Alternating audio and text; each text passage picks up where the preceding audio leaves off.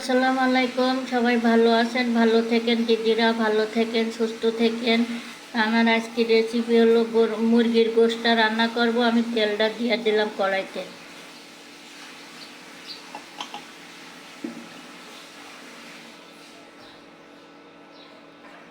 তারপর দেবো পেঁয়াজ কুচি,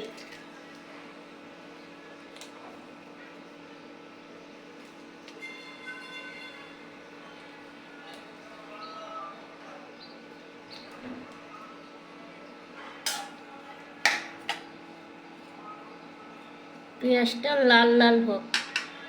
পেঁয়াজ কাঁচা রাখলে তরকারি মজা লাগে না।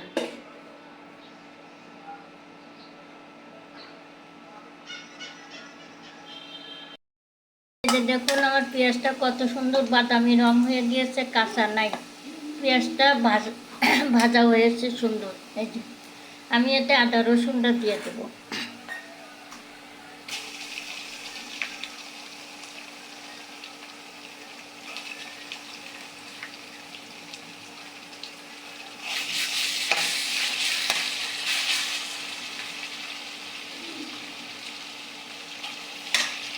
তারপর দেবো লবণ, হলুদের গুঁড়া। তারপর দেবো লবণ, পরিমাণ মতন দেবো, স্বাদ মতন।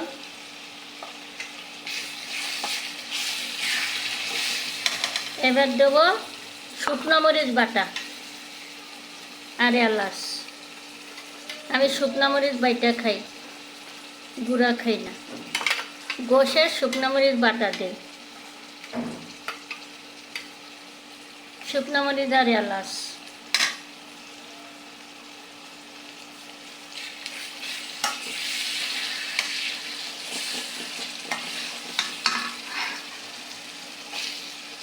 শুকনো মরিচ বাটা।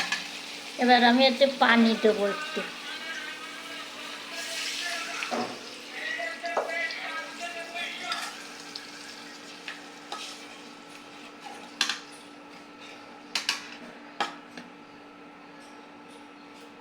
মশলাটা কষুক। এখন আমার মশলাটা কত সুন্দর কষানো হয়ে গিয়েছে। মুরগির গোশটা দেবো এতে। দেখুন সুন্দর করে কষিয়ে নিয়েছি। এতে আমি মুরগির গোশটা দিয়ে দেব। এই যে মুরগির গোশটা দিয়ে দিলাম।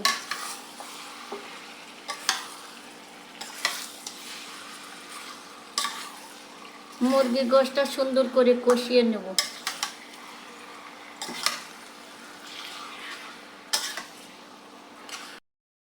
সেই যে আমার মুরগির গোশটা দেখুন কষাচ্ছি। এতে আমি এখন আলুটা দিয়ে দেবো। আলুটা দিয়ে ভালো করে কষিয়ে নেব। এই যে আলুটা দিয়ে দিলাম। আলুটা দিয়ে একেবারে পটপটি করে সুন্দর করে কষিয়ে নেব, যাতে আলুতে পানি না থাকে। একবারে সুন্দর করে কষিয়ে নেব, নিয়ে গরম পানি দেবো। তা আমি এখন ঢাকনা দিয়ে ঢেকে দিই। আমার মুরগি কষানো। এই যে আমি এতে এখন জিরা বাটাটা দিয়ে দেবো, দিয়ে ভালো করে কষিয়ে নেব। এই জিরা বাটা আর গোলমরিচ একসঙ্গে বাটা করে দিছি। দিলি ঝাল ঝাল হয়, ঘিরানো লাগে জিরা গোলমরিচ। মুরগি কষানো। কারেন্টের চুলা খালি নড়ে। আলু দিছি।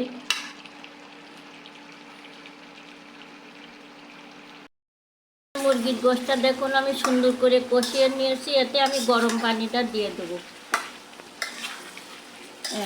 সুন্দর করে কষিয়ে নিয়েছি। এখন আমি এতে গরম পানি দিয়ে দেবো। এই যে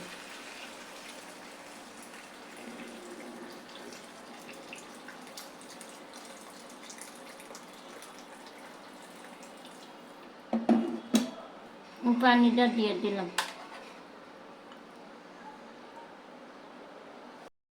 আমার মুরগির গোশটা হয়ে গিয়েছে, দেখুন সুন্দর রং হয়েছে।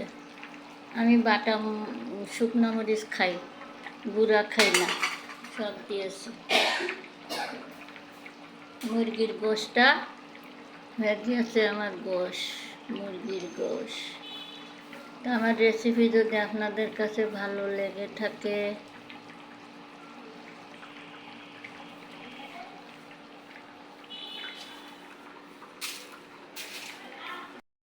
আসসালামাইকুম, সবাই ভালো আছেন? এই যে আমার রেসিপি এই পর্যন্ত শেষ।